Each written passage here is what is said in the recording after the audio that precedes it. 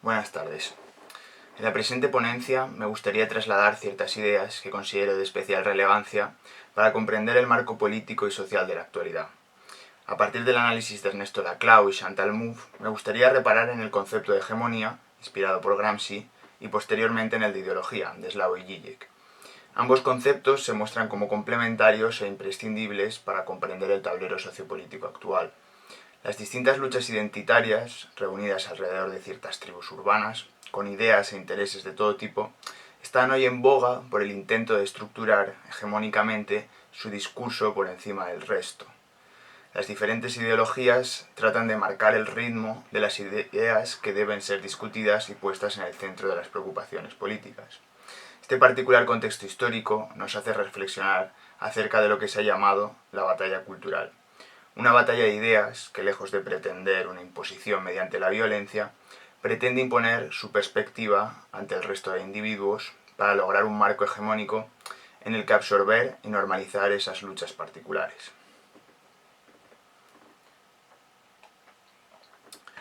En primer lugar, me gustaría exponer ciertas ideas alrededor del concepto de hegemonía que asienta los cimientos básicos para el análisis del contexto político-social en el que nos encontramos. Debemos reparar en que este concepto creado por Antonio Gramsci surge como una respuesta al análisis marxista ortodoxo. Digamos que el marxismo ortodoxo pretendió que en su lucha y en su discurso había una necesidad histórica para que el socialismo y la lucha de clases se decantase a favor del proletariado. Marx creó una teleología en la cual pretendía que el socialismo terminase con el capitalismo por sus propias contradicciones, como si fuera un proceso histórico inevitable. La realidad fue que este análisis de predestinación con el tiempo se vio que era algo que no tenía sentido, ya que son las voluntades y las luchas políticas las que movilizan un cambio o no. Y si realmente no hay una intención de cambiar eso, no hay ninguna necesidad a priori de que el socialismo se impusiera al capitalismo. Es más, surge la situación de que el obrero no tenga tampoco necesariamente que sentirse identificado con el sujeto político que propone el marxismo. Lejos de conseguir que una identidad estructure la sociedad en burgueses y proletarios, la realidad es que la autopercepción e intereses de los obreros es más compleja en los detalles como para reducirla a una categoría que los aglutine a todos por ser obreros. La cuestión que está en juego es que hay una inevitable fragmentación en la identidad política de los sujetos, y aunque pueda haber intereses generalizadamente compartidos, la realidad es que las determinaciones de cada persona modifican también su relación con ese sujeto político que se supone que los representa. Dicho esto, el concepto de hegemonía vendría a resaltar esta problemática. Como vimos, la necesidad histórica del socialismo o de cualquier otra lucha no es más que un mito, puesto que realmente no hay nada que corrobore que esa predestinación vaya a hacerse factible por arte de magia. Digamos que el tablero sociopolítico es totalmente contingente. No tiene ninguna necesidad histórica a priori.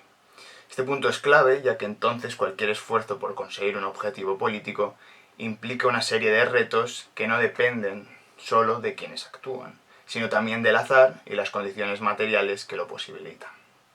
Aquí es donde entra en juego el concepto de hegemonía, ya que si el concepto de hegemonía es de alto calado realmente, es porque es capaz de apresar esta problemática. Es capaz de comprender que el poder que ejercen las ideas no depende de la bondad de las mismas, ni tampoco de lo necesarias que son para la mejora de la humanidad. La realidad es que el arte de la política depende del triunfo de las ideas que son compartidas por la mayoría, y que por tanto terminan siendo las hegemónicas. Es decir, las ideas que terminan siendo normalizadas, sin importar del espectro político al que pertenezcan, son aquellas que triunfan, puesto que trascienden la lucha agonística y terminan siendo ampliamente aceptadas por la mayoría. Digamos que el concepto de hegemonía apresa esta realidad, el hecho de que no hay necesidad histórica en las ideas políticas y sociales, sino que hay una contingencia que hace que unas se asienten sobre otras y que por tanto aquellas que triunfan poco a poco cristalizan en las personas y popularmente, generación tras generación, terminan aceptándose como válidas. Es decir, el triunfo hegemónico consiste en que las personas crean intelectual y moralmente en las ideas y valores que proponen, más allá de una imposición forzosa o una revolución, por medio de la violencia, claro. Como muestran Laclau y Mouffe, a partir de su lectura de Gramsci, nuestra realidad social está escindida en una multiplicidad de sujetos políticos con luchas políticas muy diversas. puede haber ciertos consensos en determinadas ideas generales, pero la realidad es que hay tantos movimientos y subgéneros como tribus urbanas y formas de identificarse. Este elemento impone un panorama político de especial complejidad, puesto que, como vimos, una clase social o identidad política no agota la identidad de un grupo. Al fin y al cabo, los intereses y perspectivas individuales de los sujetos difícilmente son capaces de aglutinarse en torno a una idea que los ligue entre sí. Este marco de contingencia absoluta es el que ha propiciado un inmenso repertorio de identidades y posiciones políticas en torno a ideas y variaciones muy concretas. Podríamos decir casi que hay un catálogo para el gusto de cada uno, para elegir dónde posicionarse en cada aspecto conflictivo de nuestra realidad social. Así pues, no hay una izquierda ni una derecha, sino múltiples, y muchas veces pueden llegar a tener intereses antitéticos, pero también compartidos, más allá del espectro en el que se encuentren, sobre todo en función de la particularidad del problema que se esté tratando.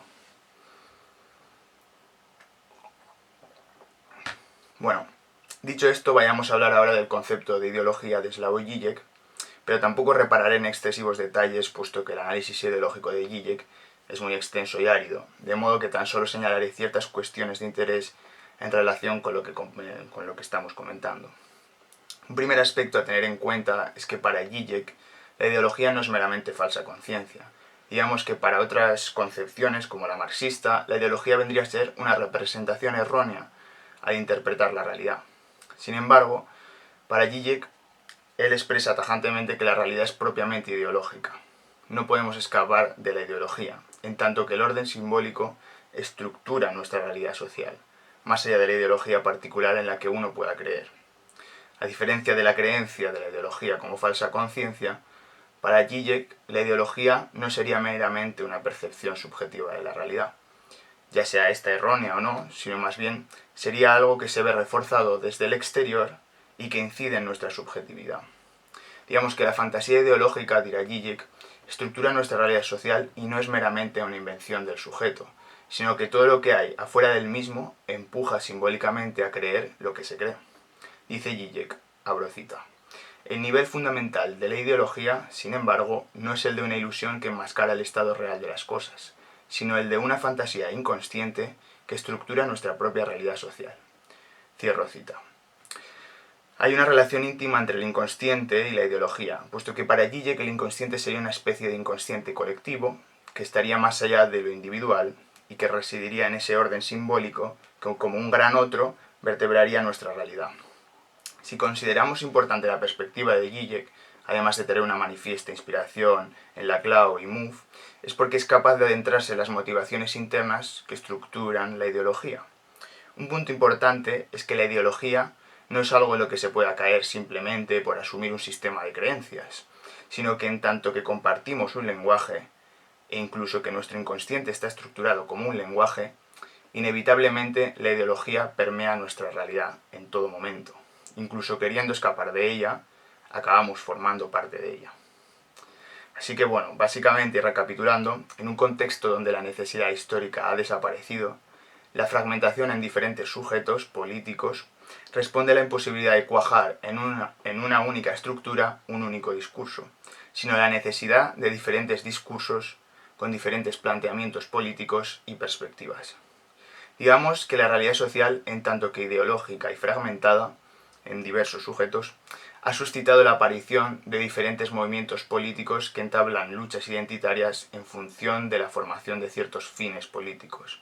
La perspectiva de Laclau, Mouffe y de Žižek a este respecto es muy reveladora, ya que reparan el concepto lacaniano de point de capitón o punto nodal para explicar las multiplicidades de formaciones ideológicas que se expanden por momentos. A partir de la distinción saussureana de significante y significado, el point de capitón vendría a designar un significante central que reuniría a través de sí la totalidad de los demás significantes flotantes relacionados con una ideología. Partiendo del hecho de que la realidad es ideológica y depende de las diferentes significantes que estructuran el lenguaje, las diferentes ideologías tenderían a formarse alrededor de un significante amo que aglutinase tras de sí una serie de significantes flotantes que lo dotarían de un sentido concreto. La flexibilidad de las perspectivas dependería de la connotación discursiva que se le atribuyera a un determinado significante. Por ejemplo, no es lo mismo el significante libertad para un liberal que para un socialista, y así con cualquier significante que se nos ocurra. Zizek pone el siguiente ejemplo muy ilustrativo. Abro cita. Ecologismo, por ejemplo, su conexión con otros elementos ideológicos no está determinada de antemano.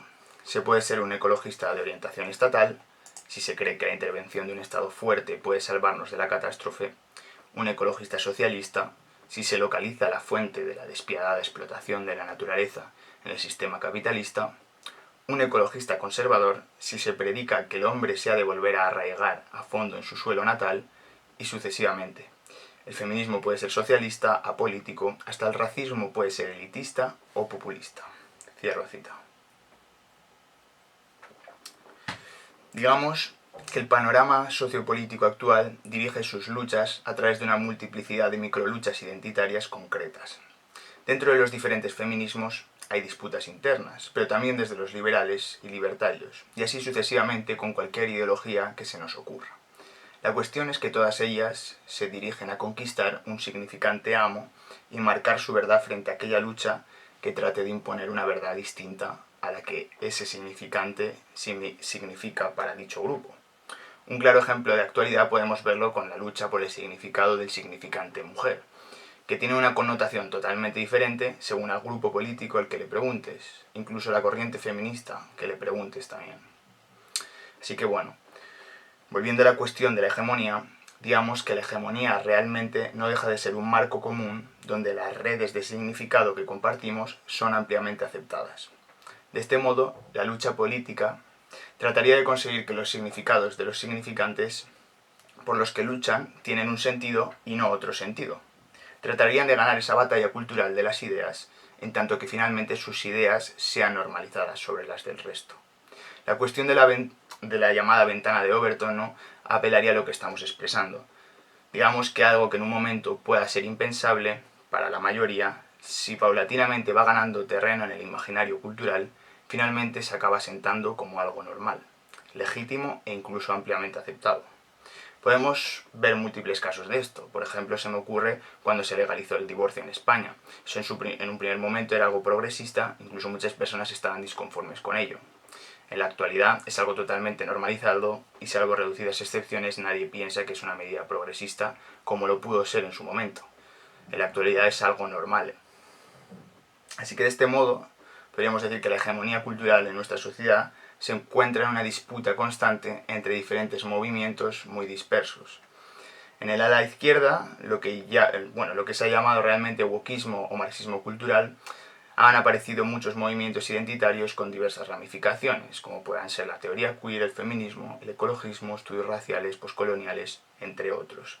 Por su parte, en la derecha, encontramos también múltiples luchas también dispersas, desde diferentes tipos de liberales y libertarios a neorreaccionarios, conservadores, variantes de nacionalismos y fascismos, etc. Más allá de las muchas etiquetas que existen, lo que queremos destacar es que la realidad social y política no solo se divide en pequeñas luchas sectorizadas en dos bandos claramente delimitados, sino que en realidad también hay muchas tensiones entre los propios grupos identitarios de un bando y de otro. Digamos que al fin y al cabo, como hemos ido mostrando, cada grupo pone por encima una serie de valores e ideas a la hora de estructurar la realidad social. Por medio de unos determinados significantes, atribuyen un significado particular a las diferentes problemáticas. Es a partir de dichos supuestos, de ciertas cadenas significantes, que la lucha de las ideas se batalla en función de asumir unos presupuestos sobre otros, y sobre todo intentando hacer creer al resto de que estos son mejores. La hegemonía cultural está ampliamente en disputa para capturar el significado amo de las cosas y sobre determinar el significado de cada cuestión. Sin embargo, en un panorama así, la incertidumbre es máxima. Hay una dispersión de grupos e identidades, pero también una dispersión total de ideas. Pero bueno, resulta al fin y al cabo de gran actualidad interpretar las elecciones de Estados Unidos bajo este criterio. Realmente lo que representan Donald Trump y Kamala Harris ha sido una confrontación política sin precedentes. No han sido simplemente unas elecciones, sino una manifestación candente de la batalla cultural que mencionamos. Más allá de los programas políticos concretos y las motivaciones internas de cada partido, la realidad es que lo que representa cada figura ha aglutinado las diferentes microluchas de las que estábamos comentando. Podríamos decir que las actuales elecciones de Estados Unidos se ha jugado la hegemonía cultural de un modo mucho más visible y directo que en otras ocasiones. El problema es que la fragmentación, la tensión y la enemistad entre grupos es cada día más palpable. Y no solamente entre el ala izquierda y el ala derecha, puesto que, como hemos dicho, hay muchas contradicciones entre las luchas particulares de los propios grupos denominados de izquierda y de derecha. Así que no se sabe en qué momento van a calmarse las aguas ante esta polarización, odio y resentimiento mutuo. La coyuntura histórica actual plantea muchas dudas e incertidumbres de cara al futuro. Sin embargo, no debemos olvidar en nuestro horizonte de pensamiento que tanto la hegemonía como la contingencia política y también la ideología estarán presentes siempre. Así que de este modo deberemos actuar en consecuencia para establecer aquellas doctrinas que consideramos más justas y racionales para una convivencia pacífica y democrática. Muchas gracias.